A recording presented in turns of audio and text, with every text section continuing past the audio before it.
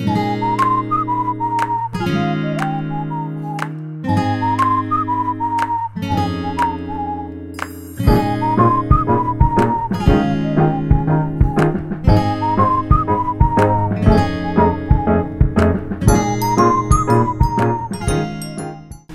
guys, Tony here and welcome to my channel. It's been a while, like isang buwan or mahigit pa sa isang buwan. Hindi ko alam kung kailan ko ito ma-upload. Pero hindi ako nakapag-upload previously kasi nga, ayun, maraming ganap sa aking life, sa aming life ni Ivan dito sa New Zealand.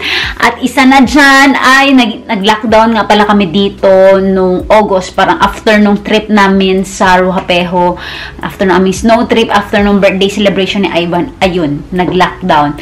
Kaya, level 4 nun. Tapos ngayon, ano ba ngayon? October 1, level 3 pa rin. Pagkatapos ng lockdown, ayun na nga guys.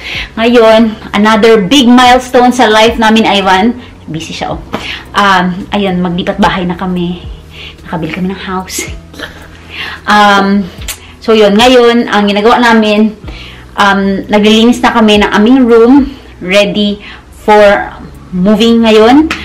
Ay, grabe, hindi ko na na-vlog yung process kasi it was really stressful, ura-urada lang, mabilis ang mga pangyayari, kaya hindi ko na siya na-vlog, pero siguro sa sunod, kung may time na o medyo nakapag, ready na kami, nakaayos na kami ng bahay namin, magchichika-chika tayo ulit. Pero sa ngayon, ito muna, so, tara, kita ko sa inyo yung empty room ko before. So, sandali.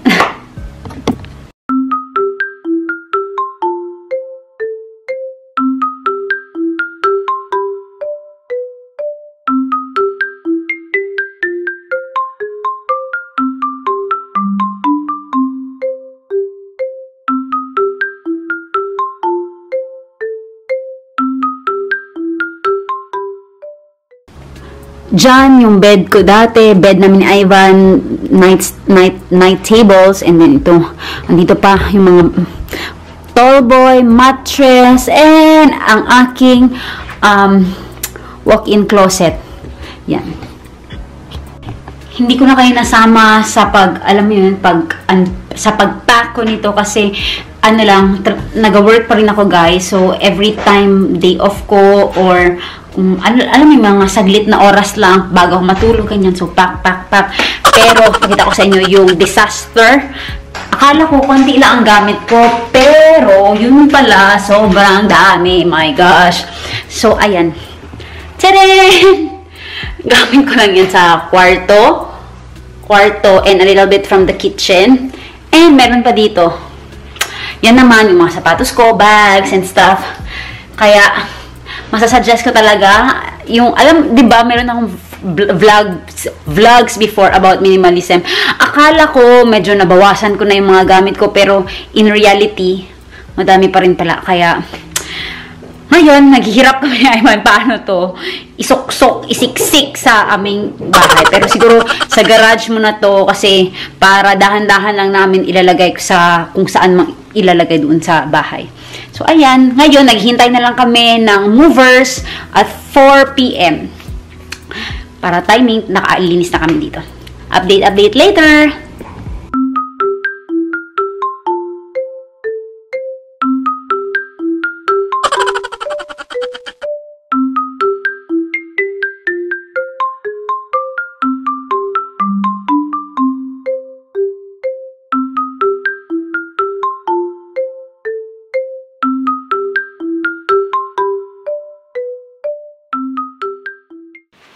Last look dito sa aking bedroom for almost 4 years. Nung ako'y single, nung ako'y broken-hearted, ito yung aking kwarto.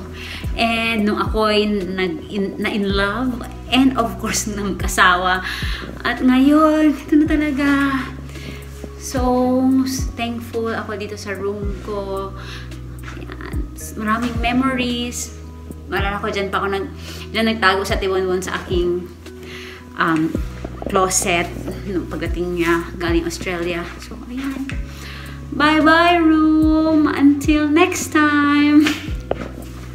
So, ayan na guys. Si Ivan, busy na siya doon. Nag-move ako. I have to clean the house. Syempre naman, before I move out dito sa aming bahay, I have to clean, thoroughly clean. And then, pagdating ko naman doon sa bahay namin, I have to thoroughly clean first bago maglagay-lagay ng mga gamit. So, ayun. And then, yung mga furnitures namin, they'll deliver it on Monday. Some of them, they will deliver it on Monday.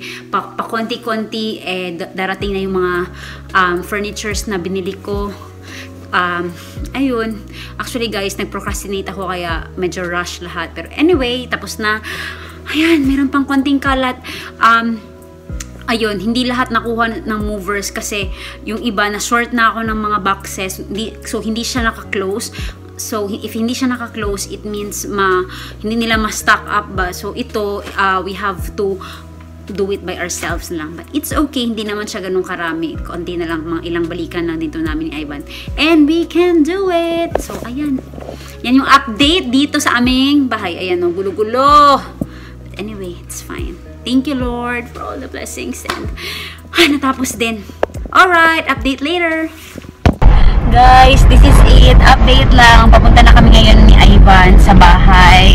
Finally, tapos na ang settlement. Oh my gosh, yan yung pang ilang oras na, alam mo yung paghihintay. Grabe. Grabe na paghihintay yun. Anyway, ayun, papunta na kami ng bahay para mag-check. Kunin ang susi, mag-check konti, maglinis bago i-move yung mga gamit kasi 4 o'clock nga yung mga movers namin. So, para pagdating ng mga movers, yung big items, diretso na sa kanilang mga destinations. Pero yung mga boxes, slowly namin yon ni Ivan ipuput away kasi wala pa kami nakabili-bili ng mga gamit kasi nga dahil lockdown. So hopefully pag level 2 na dito sa Auckland, then maka-start na kami bili-bili para ma-put away na namin yung mga gamit namin. So ayan yung update. And then hindi ko naman siguro, sige, sneak peek na lang sa bahay kasi nahihiya naman ako kasi bakante naman siya, diba? So ayan, sobrang happy namin. Ayan, exciting big milestone sa amin ito ni Ivan kasi finally meron na kaming matatawag na aming home sweet home.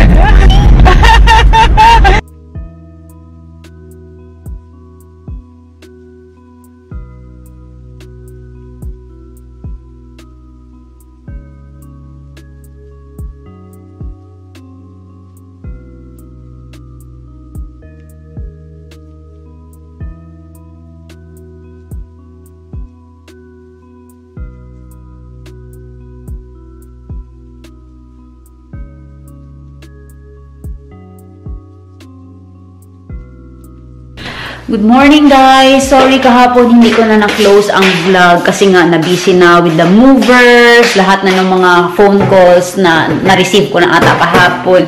Kaya hindi ko na na-finish yung vlog. At the moment, empty talaga yung bahay namin. Pero, to be honest, grabe yung feeling na it's your house. But anyway, so, ayan, sa sunod na siguro, ipapakita ko sa inyo a little bit portion ng bahay namin and all. Pero sa ngayon, isusolohin muna namin ni Ivan ang bahay, ha?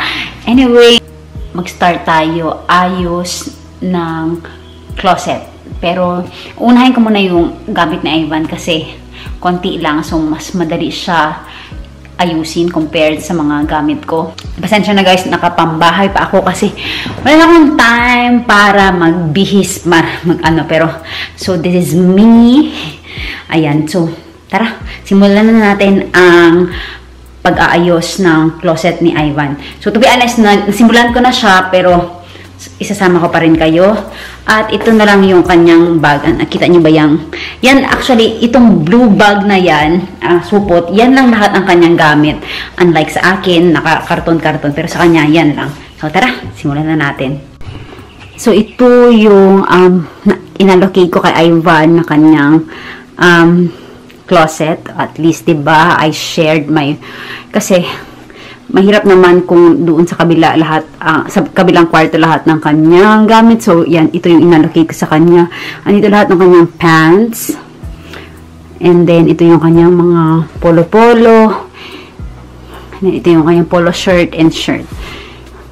Alam nyo ba, na aayusin ko to ha, na color coordinated. Pero, si Ivan, i-disarrange na lang yan. Dito na yung kanyang socks and underwear.